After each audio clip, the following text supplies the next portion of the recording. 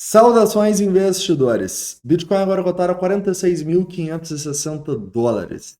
Bitcoin continua a tendência de alta e está dando pinta que a gente pode ter novas máximas em breve. Hoje, meu principal objetivo vai ser atualizar essa situação do Bitcoin e também falar do S&P 500 acima dos 5.000 pontos. Que dia para os ursos, hein? Bem-vindos a Investidor Moderno.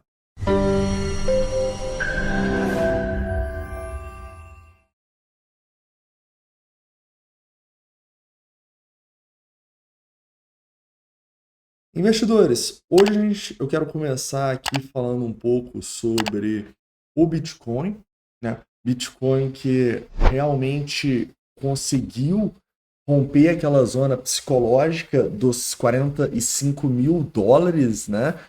É uma zona interessante, é uma zona que, sem sombra de dúvida, a gente não é que estava preocupado, né? Mas era uma zona que os ursos, se eles realmente quisessem uma tendência de baixa, eles teriam que protegê-la, né? Afinal, tirando esses $45.000, a gente não tem muita resistência acima mais. Reparem no diário aqui, queridos. Realmente não tem muita coisa aqui no VPVR mais. Beleza, a gente parou no 0,786, seria a última resistência assim antes da máxima do ano. Beleza? Então atenção nesses 46.800, 46.750 que a gente parou. É uma resistência, ao meu ver, mais fraca do que era a dos 45 e é mais fraca do que era a dos 43 e tanto, 44. Né? Ou seja, para mim, tem uma boa probabilidade de, nos próximos dias, a gente ir testar a máxima do ano. Ok? O que seria extremamente positivo para a nossa tendência de alta clara no semanal. Tá? E eu repito o que eu venho falando com vocês nos últimos dias. Faz total sentido quando você pensa da perspectiva de uma análise técnica, o preço corrigir em Fibonacci e dar mais uma pernada aqui. Só que a gente não está acreditando nessa pernada para baixo, por quê? Porque à medida que a gente está subindo, muitas pessoas estão acreditando nessa pernada. A gente está vendo uma maioria do mercado bearish, a gente está vendo uma maioria do mercado apostando na baixa. Então repara que nas últimas horas, em especial nas últimas 24 horas, o nosso long short ratio despencou. Cara. A gente está com o long short ratio aqui nesse momento em 0,83, ou seja, tem mais pessoas apostando na baixa do que na alta nesse momento, ao mesmo tempo que a gente fez isso tudo com o Open Interest aumentando, tá bom? O que claramente seria algo positivo, né? Outro ponto positivo que eu vejo também é que nesse momento, cara, o nosso CVD, né, que mostra compras e vendas a mercado, eu vou pegar aqui onde a gente estava a última vez que o preço estava nessa região, foi basicamente aqui, vamos ver, mais ou menos aqui. Repara que a gente está abaixo. Isso quer dizer, cara? Isso quer dizer que foi necessário mais venda para fazer o preço corrigir até os 38 do que foi necessário compra para fazê-lo voltar onde ele estava. Isso é uma divergência bullish, tá bom? Afinal, os ursos estão gastando muito mais gás para fazer o preço cair do que os touros para fazer o preço subir. Leia-se gás, entenda-se, na verdade, gás como compras e vendas a mercado. Né? Lembra, compras e vendas a mercado não são boas para a tendência que acontece. Se o preço está caindo e a gente tem muita venda a mercado, é um mau sinal. Quando tem muita venda a mercado no suporte, a gente compra. Se o preço está subindo e tem muita compra a mercado, é um mau sinal. Quando tem muita compra a mercado e a gente está na resistência, a gente vende. E o que eu quero te mostrar aqui é que não está tendo muita compra ao mercado, porque a gente tem uma divergência bullish, teve muito mais venda do que compra. Eu acho que até olhando no 4 horas aqui, a gente vê a diferença, olha só. 776 milhões de dólares de venda. Foi bem próximo onde a gente começou a comprar, né? A gente começou a comprar ali nos 40, 300 e tal. Depois a gente teve aqui mais 600 milhões de dólares de venda. Compra, a gente teve uma comprinha de 500 e poucos milhões e outra aqui de 480, né? Sem contar que a gente tem uma predominânciazinha em vendas médias maior aqui, ou pelo menos igual, de venda. Então, para mim, bullish, bullish, bullish. Beleza? E isso aqui simplesmente mostra. O CVD ele só está mostrando isso aqui de uma maneira não subjetiva, né? Ou seja, tá pegando. Sempre que aqui está vermelho, o CVD cai. Sempre que aqui está verde, o CVD sobe, tá bom? Isso aqui são duas maneiras de ver a mesma coisa, né? A gente usa o CVD para a estratégia Surf Sentiment, para ter essa divergência de uma maneira não subjetiva, e a gente usa as compras e vendas a mercado também, porque ela nos dá gatilho para a hora das entradas e nos auxilia na estratégia Hunter, tá bom? Então, lembra, você tem alguma coisa no seu gráfico que você esteja usando, tá? Isso até me leva assim a discutir nas próximas semanas o funding, né? Que é algo que a gente usa muito, mas não nas estratégias em si, né? A gente usa para saber se a gente está entrando numa operação que a gente vai pagar muito funding ou não. Eu acho que a gente tem que voltar a fazer mais a estratégia de funding, mas isso aí eu tenho que conversar com os traders sêniors. Mas show de bola, caras.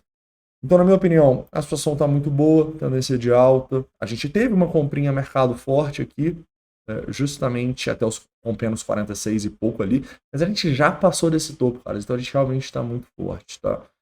Nesse momento, eu não cogitaria vender meus bitcoins de longo prazo. A gente vai discutir esta venda aqui nos 49, né? E por quê? Primeiro porque a gente sabe que historicamente o criptomercado adora fazer topo duplo, né? Então é uma zona de resistência, é uma zona de interesse para a gente pensar em venda. E quando eu falo isso, muitas pessoas não entendem, porque como vocês, ou como a maioria, eu acredito que daqui a um ano o Bitcoin vai estar acima da máxima histórica. Então por que a gente pode vender nos 49, 47, igual a última vez que a gente vendeu foi justamente aqui, entre os 47 e os 49. A gente vende, primeiro, porque a gente não tem certeza que o Bitcoin vai estar muito acima ano que vem. A gente não sabe o que vai acontecer, né? Acho que uma das maiores provas disso foi o Covid. O Bitcoin ele estava 10 mil dólares, ele foi para 3. Então imagina acontecer algo assim, e é claramente que a probabilidade disso acontecer é menor. Mas como a gente não tem certeza, a gente vai colocando dinheiro no bolso à medida que o mercado vai subindo. Beleza? Então aqui eu não estou falando que eu vou vender. E nem estou falando que eu vou vender para sempre. Eu estou falando que se a minha estratégia der os gatilhos para eu vender aqui, eu sim vou vender. Não com a expectativa de ficar vendido para sempre desse Bitcoin, mas com a expectativa de formar um caixa poderoso para, se o Bitcoin começar a cair, eu estar preparado para comprar mais, né? Por que a gente comprou nessa região aqui entre os 40 e 400 até os 38 e 500 sem pestanejar e sem narrativa? Porque também sem pestanejar e sem narrativa a gente vendeu nos 47, 49, tá? E aqui eu quero deixar bem claro para vocês. Não é que eu carreguei os bitcoins dos 15 e só vendi nos 47, 49. Não, a gente fez diversas vendas no ano de 2023, fizemos diversas compras e a gente vai fazendo assim. E por quê? Porque se você vende, vamos supor, os bitcoins que a gente vendeu melhor ali nos 49, os que a gente comprou melhor ali próximo dos 38.500. Claro que não foi no fundo, no topo, mas só para vocês entenderem. Você pode estar comprando 20% mais Bitcoin do que você comprou, ou você pode estar fazendo um lucro em dólar. Beleza? Eu, particularmente, comprei mais Bitcoin. Então, assim, é importante entender que fazendo essas operações, a gente não só fica confortável, fortalece o nosso caixa, mas a gente também pode fazer mais Bitcoins no longo prazo. Quem está no Membros sabe disso. Quantas vezes a gente não vendeu o Bitcoin bem e comprou ele bem também, né? Até por isso a gente estava feliz da vida quando ele estava abaixo dos 40, porque fazia muito tempo que a gente não comprava Bitcoin, né? Então, lembra, caras, quando eu falo de vender assim no curto prazo, não é que eu não acredito no Bitcoin, não é que eu estou me desfazendo meus Bitcoins no longo prazo, não. Eu estou seguindo uma estratégia que visa manter caixa para quando e se ele cair, eu estar preparado para fazer boas compras, igual a gente estava nos 40.500, nos 38.500. Na minha opinião, tá? Eu já estou no mercado desde 2016. Se você não tiver uma estratégia clara, assim, para fazer lucros, dificilmente você vai se dar bem no mercado, porque você não vai saber o momento de vender. Então, muitas pessoas acham que vai bater o santo, assim, no topo e vai falar, o topo é 130 mil dólares, vou vender tudo aqui. Mas não é assim que funciona, cara. É muito mais difícil vender quando a gente está no topo do que agora, por exemplo. Porque no topo, quem estiver vendendo Bitcoin, quando a gente estiver ali no 120, 130, 150, a gente não sabe qual vai ser o topo, todo mundo vai falar que é doido. Todo mundo vai falar que daqui a uma semana vai estar em 200 e tal. Tô te falando, se você não tiver uma estratégia para vender, você não vai conseguir. Igual a maioria das pessoas não conseguiu vender quando a gente foi nos 50, 60, 65. Eu, por exemplo, fui vendendo, cara. Eu vendi nos 30, a primeira vez que a gente foi, né? Vendi nos 40, vendi nos 50, vendi nos 60, vendi nos 65, depois vendi ali nos 69. Por quê? Porque eu estava realizando lucros, tá bom? Então, tem uma estratégia para realizar lucro. E se você quiser aprender a nossa estratégia, você pode participar do Membros ou do Live Trading, que você vai ver no dia a dia a gente fazendo isso. Não só no Bitcoin, mas nas altas também. A gente compra e vende todas as altcoins também, né? Todas que a gente tem são mais de 20 altcoins no momento. Até bem mais, quase 30 agora. A gente está cheio de gema. Beleza, cara? Então não confundam eu estar vendendo Bitcoin tal potencialmente, tá? Ou igual a gente vendeu aqui, com uma venda que eu quero manter para sempre. Não. São vendas de position trade, a gente fala. Né? Realizar lucro para ter caixa, para comprar mais nas retrações. Will, show de bola. Para finalizar, vamos falar um pouco sobre o S&P. S&P 5.000 pontos. Que maravilha, caras, assim, lindo.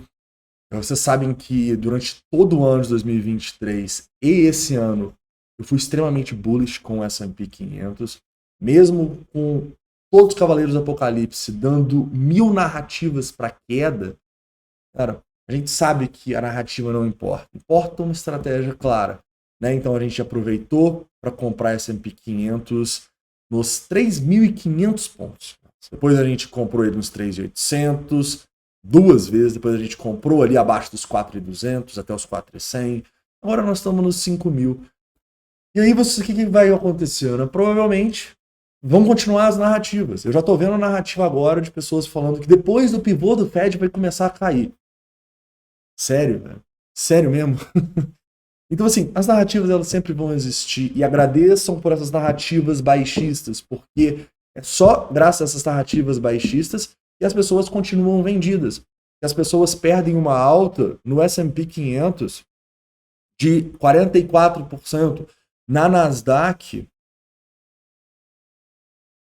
de 70%, em ações que a gente tem em carteira, como, por exemplo, Facebook, altas de 400%. Nvidia, altas de 500%. Então, agradeçam pelas narrativas, tá bom? Inclusive, se você não sabe, a gente também fala sobre as compras e vendas no mercado tradicional, tá? Então, a gente avisou quando a gente estava comprando Nvidia aqui, a gente avisou quando a gente vendeu Nvidia na semana passada aqui, mesma coisa para Meta, mesma coisa para Marathon e por aí vai. Beleza? Dentro do programa de membros, você tem acesso não só às nossas tomadas de decisão no mercado tradicional, mas principalmente no criptomercado, né? Show de bola, galera. Então é isso, tá? Espero que vocês tenham gostado do vídeo de hoje. Não esquece de deixar o like, se inscrever caso não seja inscrito.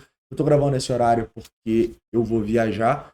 Então, às 11 horas é meu voo para o sul, vou para Porto Alegre. E queria agradecer a todo mundo que entrou na turma aí, nessa turma sensacional. Temos muito trabalho pela frente. Show de bola? Forte abraço e a gente se vê dependendo da volatilidade. Provavelmente quando eu chegar em Porto Alegre lá para as 4 horas da tarde. Valeu!